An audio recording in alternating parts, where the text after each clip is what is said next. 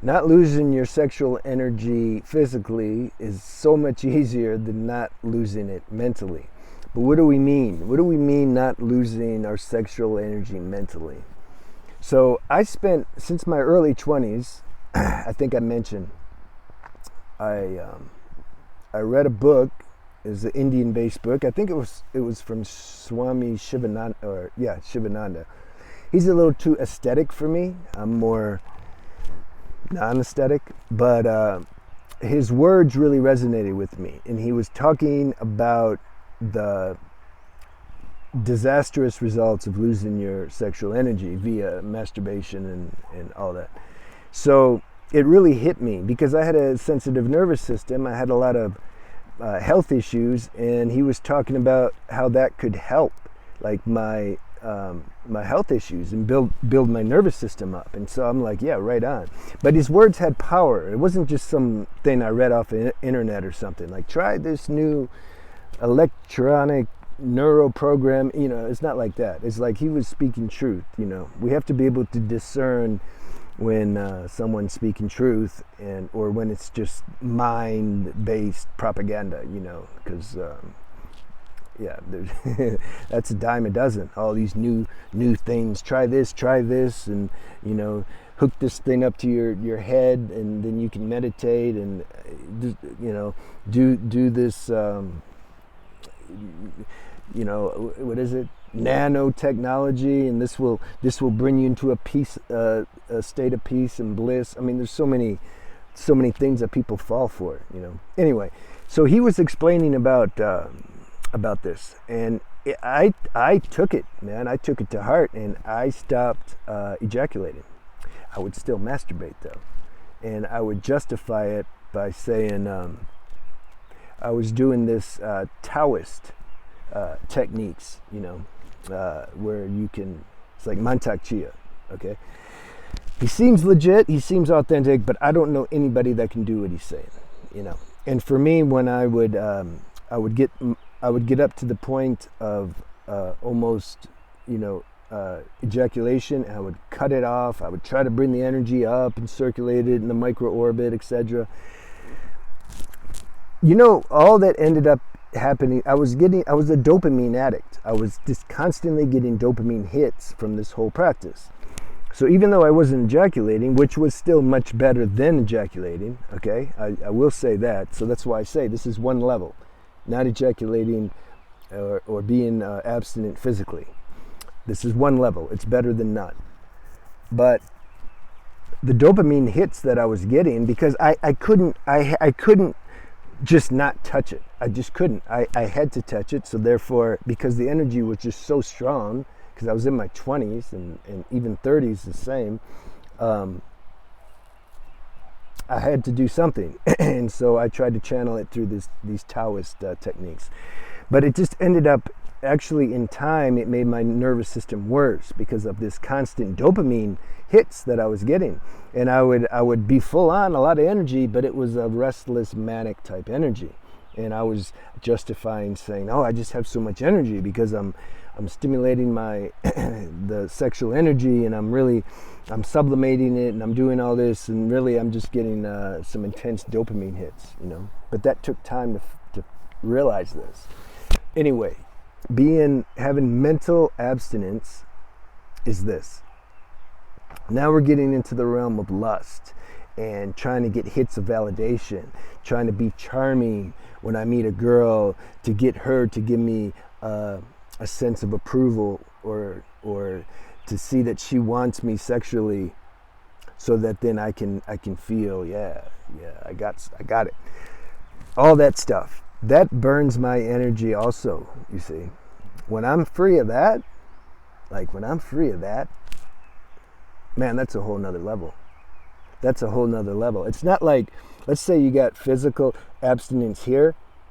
It's not like when you're mental abstinence, it's like, okay, now you're at a little more higher. No, you're like, it's a whole nother deal to be, which is why most people don't do it, which is why you can tell a lot of these semen retention videos, they're not doing it. They're just talking about don't masturbate, don't watch porn, and God bless them, good. We need videos like that. We didn't have these for a long time, so we need that. It's a starting point. At some point, we're going to want to go higher, because at some point, we're going to feel the consequences of losing our energy mentally, which is what I'm trying to explain. So anytime when you're abstaining, when you're not when you're not burning up energy physically or mentally, when you're not lusting at all, either obvious lust or subtle lust. See, the mind's really, really tricky. We have to do self-examination to really catch these tendencies we have to want to get a hit, to get this hit, you know. And if you don't want to do any of this, don't do it. It's cool. I'm not a preacher. I'm saying this for people who really want to do this, and maybe they don't know how. They don't know about it, because that's how I was. I didn't really. It's like, who can you talk to, you know? So, like if I would go out in public, and I would just see, like, who can I get a hit from? You know, I'm going to walk by a girl. When we make eye contact, I want to see, do I sense if there's some interest in her that she has in me? This was my habitual way of thinking since I was, I don't know, 9 or 10 years old, until like my 40s, early 40s, to where I really stopped doing that. I didn't know. And then we justify and say, well, I'm a man, this is natural, and this is human, and blah, blah, blah. Yeah, it's cool if you want to do, if you're still enjoying it, then there's no choice anyway. If we're still enjoying something, we're going to keep doing it. But for those who somehow their inner consciousness has reached a point to where they're questioning this, to where they see, like, yeah, I'm actually losing some power and energy when I do this. It doesn't feel good. I'm not in the height of my being when I'm doing this. I want to stop doing this. That's how I felt, and I wanted to stop doing it. And I'll tell you, the 12-step programs are good because you have other people who are trying to do the same thing. I don't know, not many are succeeding, but they're trying to do the same thing. And so you have this fellowship of people. And YouTube also, the channels are great. Because it creates a fellowship of people who resonate on the same frequency, who are trying to do the same thing. So we have this collective power and energy that are supporting us in what we're trying to achieve. And we're trying to achieve the highest levels.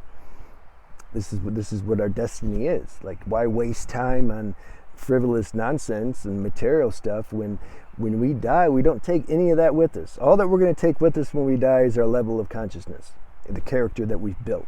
I can promise you that this is true. So when I first became aware of these subtle lustful tendencies, first you got to become aware. You got to know what you're transcending before you can transcend it.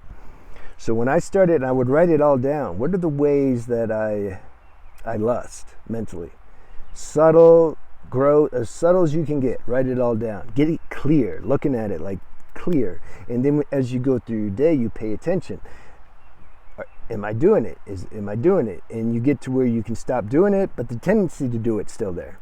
And then the tendency in time will start to go down, less. Then you'll get to where it just won't, you'll be at a higher level to where this is just stupid now. You see? It's just stupid. Like, I can't go out and flirt, or I never really flirted like, I flirted subtly. Like I said, my flirt was, can I get you to give me some attention to let me know I'm good, or that you're interested in me, or that I'm attractive. Once I got that, okay, I'm on to the next girl. I don't want to go any further because I don't want drama. I just want the validation.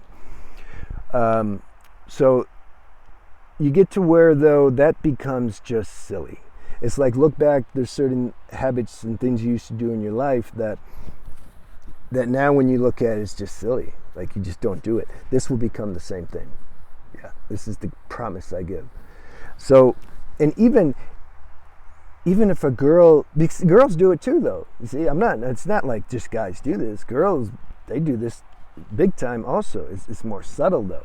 Some do it very grossly, but a lot of them, the girls are really good at it. It's very subtle, you know. So I can see also when a girl does that, I don't eat that up anymore. I don't, it's like not attractive to me. I'm not criticizing them in my mind, like, oh, you stupid, like what? No, I understand it. I'm not a hypocrite. I did the same shit, you know. Everybody's doing it, almost. So it's normal. Yeah, normal. I wouldn't say high level or healthy, but it's normal.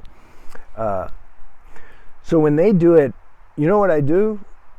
I just stay present. It reminds me of this example. Some of you know who Marianne Williamson is. I met her when I was about 23. I went to one of her lectures at the Wilshire Rebel Theater. I was having a really hard time, and I told her after her speech was done, we got in line, and then some of us, we could meet her. I met her, and I said, look, I really need some help, man. I need to meet you like one-on-one, because I feel in my heart that that would be good for me, and maybe you can help me somehow. She gave me her card to call her secretary at the time, and then I took a bus to Santa Barbara. I was living in LA, and our secretary or assistant picked me up at the bus station, took me to her house, and we talked. And I remember when I was talking to her, I was lusting like hell. I was trying to do my little whatever that dumb shit is. And she, you know what she did? She was just clear.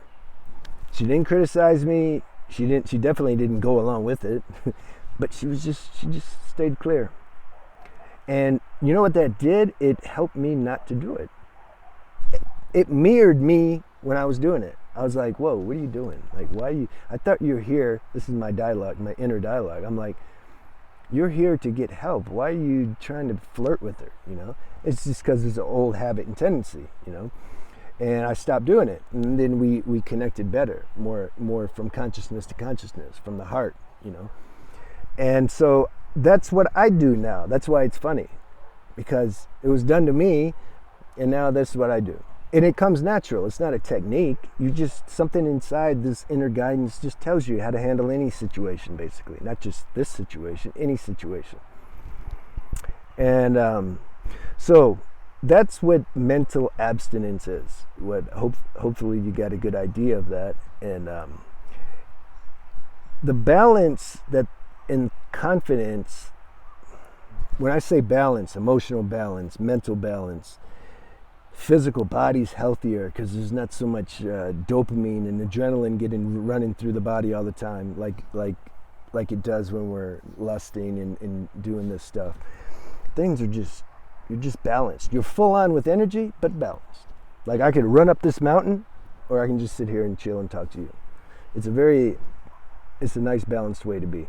In the mind, it's really good for anybody that has problems with their nervous system or any mental or emotional health issues, because these people need support for their nervous system. And when we're constantly getting dopamine hits and just making ourselves restless with lust and other habits, it's making the nervous system really like aggravated, intense, and then that disturbs the mind. It makes the mind restless.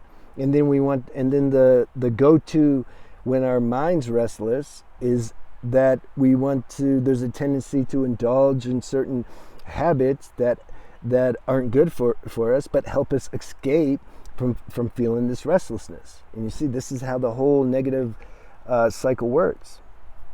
We got to break that. And when we have mental abstinence, this is a great, one of the highest tools of revamping our nervous system and restoring our mind and emotional body back into a semblance of balance.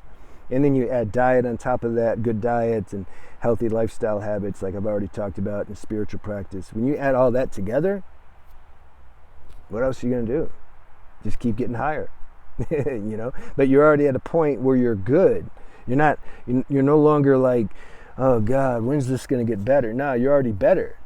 But because of the law of infiniteness, there's no end. You don't just, oh, now I've reached. And consciousness can keep. It's an unfathomable thing that we're involved in here. When the consciousness takes a human form, there's no end to the depth of how much it can keep realizing the depth of itself. It's unending, and so it's great, And this is a great tool in practice that will help with that, and that's why I'm sharing it. Leave me any questions you have about it, any comments. Give me something, and yeah, I'll talk to you soon. Thanks.